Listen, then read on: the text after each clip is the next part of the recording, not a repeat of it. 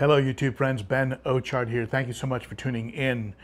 One of the things I love about that XpertMatic filter, you can see a picture of it here, that I have on this tank behind me here, the 150-gallon acrylic tank. One of the things I love about that filter is that it will tell you when it needs to be serviced. A lot like the hang-on backs, you know, your hang-on back filters usually have these channels that if your media is starting to get blocked, those channels will start to overflow. The water will get directed through those channels, telling you it's time to service the media. Well, the XpertMatic does the same thing, except it does it a little bit differently. And I'm going to show you how that is and how to service that filter in under 10-15 minutes. Okay, let's go.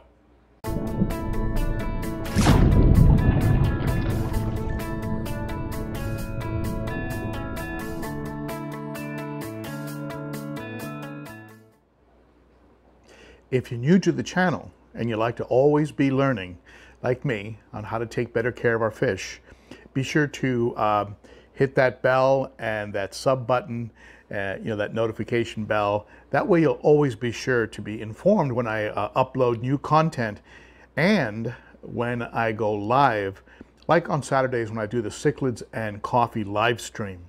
Okay, so let's get into today's subject on how to service the XpertMatic filter and how it tells you it's time to be serviced. When the XpertMatic needs to be serviced, the first thing I'll notice is that the air bubbles, the bubbles that come out of it, the bubbler, will start to shut down and shut down almost entirely. You can see it from different angles here. And what that means is that you're just not getting enough pressure through the system because the sponges have filled up with so much detritus that they really just can't get that much pressure going. And so it'll tell you, the unit will tell you, hey, it's time to clean the sponges when you see the bubbles actually reduce, or in this case, almost shut off altogether. In that case, what you end up doing is you just reach in and gently pull down on the 3 compartments that hold the sponges and let them drain, and put the unit either entirely in a bucket, which I do sometimes, but for the sake of this video, I went ahead and just set out a towel. And you'll notice that after removing the 3 sponge unit, the bubbles start up immediately. It's pulling air in through a small tube that is on the top of the tank. But look at that pressure. It still had pressure before. It was still pushing water, but it just wasn't actually putting out any air. You put your hand in front of it, you can still feel pressure. But look at that airflow now. So without doubt, it was that there's a blockage in the sponges, and that simply tells you it's time to clean them. All you need is a sink and a faucet, and roughly about 10 or 15 minutes. You just break the 3 sections apart and pull out the 2 parts that are in each section, and those simply comprised of a center section that holds charcoal. You can see it here. You can put whatever you want in there: charcoal, pinky floss, media, or nothing at all. And that charcoal is about a month old. I'm about to throw it out. And then all you do is just give the sponges a couple squeezes under running water. If you have a small tank and this is the only filter you're using, I would suggest that you rinse the sponges in tank water, help preserve some of the beneficial bacteria. In my case, I have so much media in the sump, as well as many pounds of substrate and decor surfaces and things of this nature. I'm not worried about the impact that rinsing these sponges in tap water is going to have on beneficial bacteria. You can see the sponges can get pretty gunked up, pretty clogged up, and but a simple quick rinse. I'm doing it a little slow here just for the sake of the video, but this whole process takes just a few minutes. You can see how much junk is coming out of those sponges. Someone was worried about that gunk clogging up the plumbing. I haven't had that problem. I do let the water run a little bit just to make sure it gets really pushed through. But someone pointed out that these plumbing lines usually hook up with the main sewer lines, and so there's really not anything to really worry about here. Anyway, reassembly is real easy. Things just pop in place. They're pretty much foolproof. And you take the sections after having rinsed out the sponges, just pop them back together.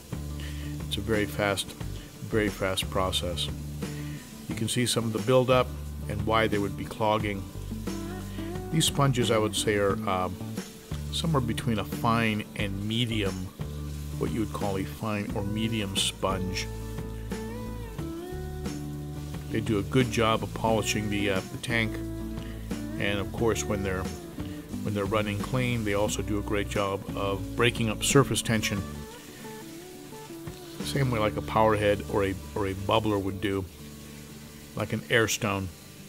So this type of filter provides several kinds of benefits.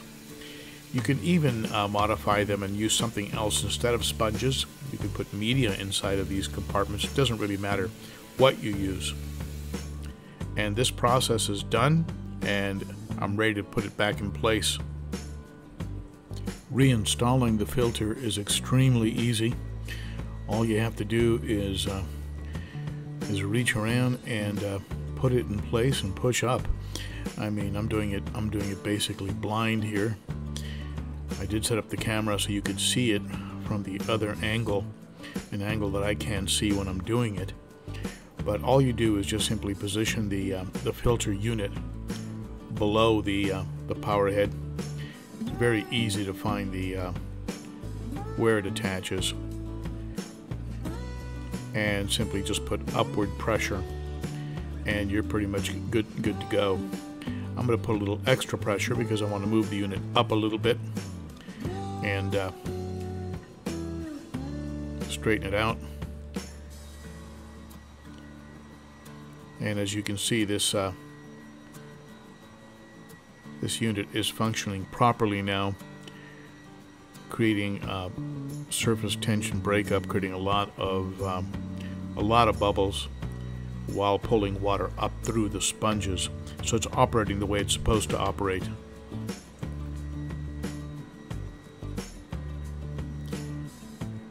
Try and center it here just to satisfy the OCD in me. Get it as best in place as I can. But this will run for about a month, and it'll do a great job polishing the water. And at the end of a month, I'll put another 15 minutes into it, service it, snap it back together, and it's good to go. Very, very simple, and a very, very effective unit that I'm happy with. So that's how I service the XpertMatic filter. That's how I service it. And I'd like to hear your comments, your ideas, your thoughts. Share them below in the comments. Always interested in what you have to say.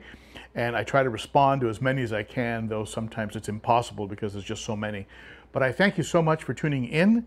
And be sure to comment, rate, share, and all that good stuff. And sub if you haven't already. And I hope to see you on Saturdays for the Cichlids and Coffee live stream.